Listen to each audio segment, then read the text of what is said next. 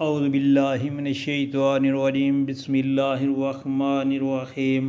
السلام علیکم پیارے بہن بھائیوں، صبح خیر۔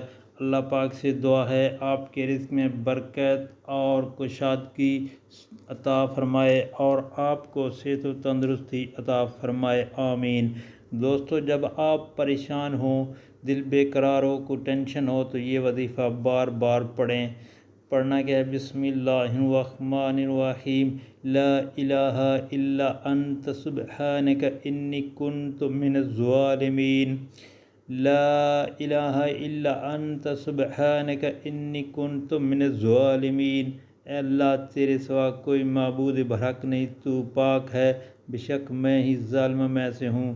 دوستو، یہ ترمذی شریف کی حدیث شریف ہے۔ اللہ پاک سے دعا ہے اس پر عمل کرنے کی توفیق عطا فرمائے اور آپ کی پریشانیاں دور فرمائے، اور نبی پاک صلی اللہ علیہ وسلم کی اس حدیث کو آگے شیئر کریں، آمین یا رب العالمین۔